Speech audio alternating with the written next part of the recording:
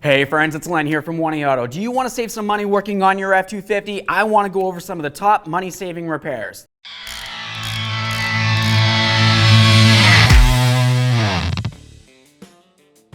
Now for this video, we're going to be talking about an F250 that's in the year ranges of 1999 through 2007. I want to start off by getting inside the truck, so let's get into it. Let's get started by looking at our steering column, specifically the multifunction switch right here. If you were to remove this plate along here, and then both of these covers, you're going to be able to access the mounting points for your multifunction switch. There's going to be a couple bolts and of course some wiring. Go ahead and remove the bolts, the wiring, then remove your multifunction switch. Put it all back together the same way that you removed it, and you're good to go. Other than that, you also have a headlight switch. These are going to be very common to go bad. As you can tell, this one's on its way out. If you wanted to replace it, just get right underneath this center area. You can pop this out. And then from the back, you can access the wiring and of course the clips that hold the switch in. A couple of the things that are going to be very common to have to replace inside your interior would be the master switch for your windows and of course the mirror switch. To access either of those, just come right underneath with your plastic trim tool, pop this up and around like that. Now you can access the switches from the back. You can replace whatever you need to. Once you're putting it back together, pay attention to this little lip right here. That's going to slide underneath the handle, put all your wires in, and then latch it in.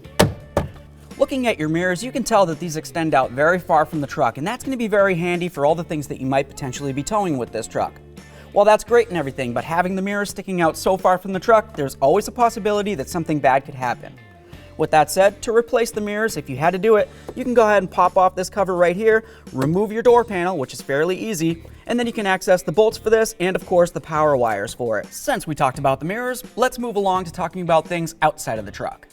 Let's talk about the tailgate hinges. As you look right along where the tailgate meets the body, there's going to be a hinge. In between that two areas, there's going to be a little bushing that needs to be in between the two metal parts. That part gets worn down, the more weight that you have in the back here, and of course the more you use your tailgate. To replace that, you just go ahead and remove the tailgate from the truck, then you can remove the bushing. It's going to be very easy. Do both sides at the same time and put it back together. Now let's talk about the tail lamps.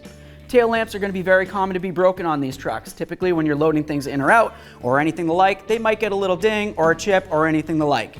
If that happens, you can go ahead and replace it just by removing the two bolts along the side here, then removing the wiring from it. Check your bulb, make sure it looks good, put in your new lamp assembly, put it back together. Now replacing the headlights is going to be about the same as the tail lights, an exception of you're just going to have to get under the hood and then you're going to be able to find the mounting points for it right along here.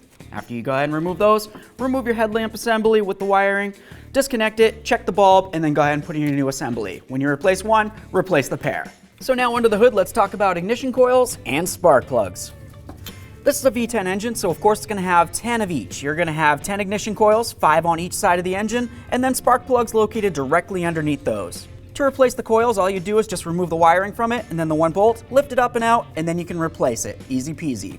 Now let's talk about the spark plugs. The spark plugs are going to be located underneath the coil like I said. You'd want to go ahead and remove those and then you can replace them. If you're replacing one, you need to do all 10 of them. Now let's talk about the Serpentine Belt. This is going to be something that's going to be very easy to replace. If you just relieve tension from the tensioner there, you can go ahead and take the belt off of all the pulleys and then check it and replace it. Something to pay attention to is the routing, of course. If it goes over a pulley, make sure that the new one goes over and then under the ones that it's supposed to go under. Now let's talk about the Serpentine Belt tensioner. This is going to be something that's also very easy to replace. Just go ahead and relieve the belt and then remove your mounting bolts. You can take this right off of here. That's something that typically people are going to charge you at least half an hour to an hour to replace.